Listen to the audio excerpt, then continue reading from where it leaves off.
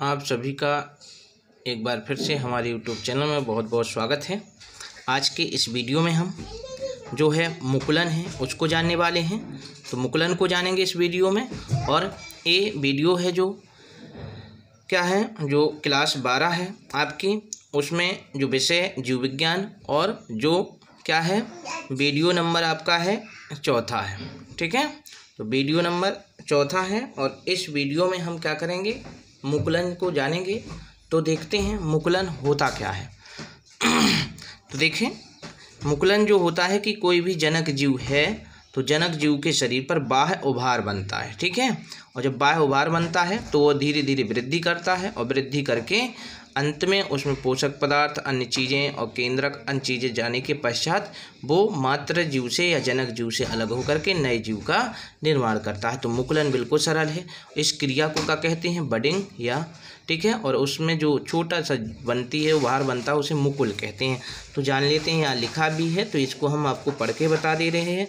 तो क्या कह रहे हैं, इस प्रकार के अलैंगिक जनन में जनक जीव के शरीर पर जो क्या है जनक जीव होगा, जनक जीव के शरीर पर बाह्य वृद्धि या ऊर्ध्व मतलब आउट ग्रोथ धीरे धीरे वृद्धि करके एक संरचना या उभार का निर्माण होता है, मतलब उभार बनता है। ठीक है, इस संरचना को मुकुल कहते हैं। जो संरचना उभार बनी है उसे मुकुल कहते हैं या बड कहते हैं तथा इस क्रिया को मुकुलन या बडिंग कहते हैं। ठीक है, जो ये उभार बन रहा है इसे बडिंग या मुकुलन कहते हैं। कुछ समय पश्चात यह मुकुल या बड जनक जीव से पृथक होकर अलग जीव या नए जीव का निर्माण करता है। ठीक है, और ये होता किसमें है, तो ये लिखा है यहाँ उदाहरण में, ईस्ट और हाइड्रा में ये मुकुलन द्वारा जनन होता है। तो ईस्ट और हाइड्रा में मुकुलन के द्वारा जनन होता है। अब चित्र के माध्यम से भी समझ लेते हैं। तो ये रहा ईस्ट में, जो ईस्ट है यहाँ लिखा ईस्ट में मुकुलन द्वारा अलैंगिक जनन। तो ईस्ट में मुकुलन द्वारा अलैंगिक जनन है। तो क्या है, ये है जनक ईस्ट। क्या है, जनक ईस्ट है। अब जनक ईस्ट में जैसे कि यहाँ कोई थोड़ा सा उभार बनेगा, फिर और बनेगा, बढ़ते बढ़ते वृद्धि करते करते इस प्रकार से एक बाह्य उभार बन गया। और जब बाह्य उभार बन जाता है तो इसको क्या कहते हैं, मुकुल या बड कहते हैं। और इसके बनने की जो क्रिया है वो क्या है, बडिंग है। ठीक है, समझिए कुछ बात। अब क्या बता, देखो जैसे ये जनक जीव है, ईस्ट है, तो इसके शरीर पर जैसे इसकी बॉडी है बाहर है, तो यहाँ एक क्या बनता है, उभार, छोटा सा उभार, फिर धीरे धीरे वृद्धि करता है और वृद्धि करके एक बड़ा सा उभार बन जाता है। और उभार बनने को जो ये संरचना बनी है या उभार है ये क्या कहलाता है, मुकुल कहलाता है। ठीक है, और इसके बनने की जो क्रिया है वो क्या है, मुकुलन है, बडिंग है। ठीक है, अब ये बनने के पश्चात जब ये क्या होता है, इसमें सब चीज़ें हो जाती हैं, जैसे पोषक पदार्थ स्टोर हो जाते हैं, केंद्रक का विभाजन होकर के केंद्रक भी आ जाता है इससे। और फिर ये क्या होता है, मात्र जीव से मतलब जनक जीव से अलग होता है और जनक जीव से अलग होकर के क्या है, एक नए संतति ईस्ट का निर्माण करता है या जीव का निर्माण कर लेता है। तो इस प्रकार से एक जीव से दूसरे जीव की उत्पत्ति हो गई है। तो ये जनन हो गया है। किस विधि से हुआ, तो मुकुलन विधि से। तो कौन सा जनन हुआ है, अलैंगिक जनन हुआ है, क्योंकि अलैंगिक जनन की आप परिभाषा जानते होंगे कि जब कोई एकल जीव या एकल जनक क्या करता है, बिना युग्मक निर्माण के बिना किसी दूसरे जीव का निर्माण करता है तो उसे क्या कहते हैं, अलैंगिक जनन।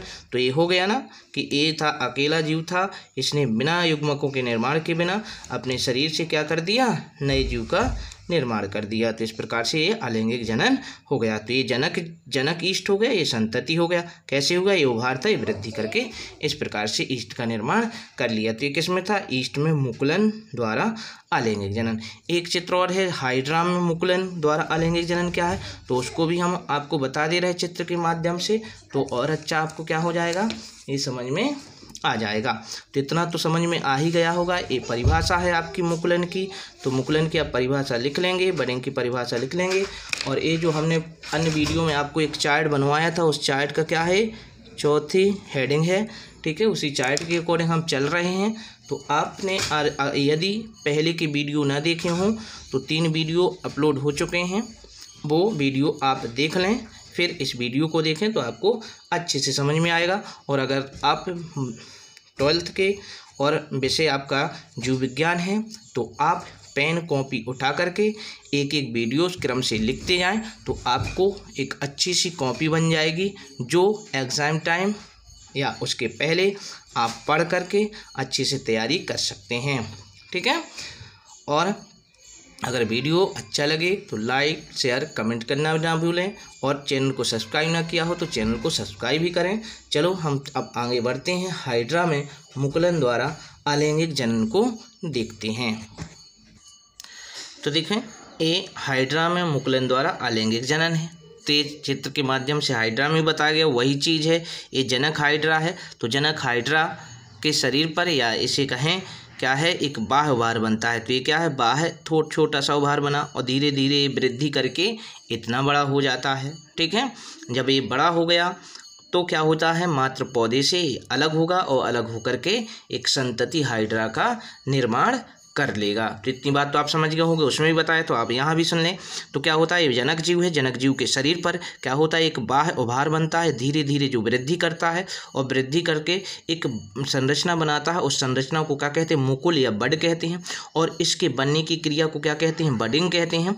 और बाद में बडिंग क्या होती है, जैसी अनुकूल परिस्थिति आती है तो ये अपने मात्र पौधे से या फिर जनक पौधे से यहाँ से कट जाएगी। क्या होगी, यहाँ से कट के अलग हो जाएगी और अलग होकर के एक स्वतंत्र जीव या संतति जीव के रूप में नए जीव का निर्माण हो जाएगा या उत्पत्ति हो जाएगी।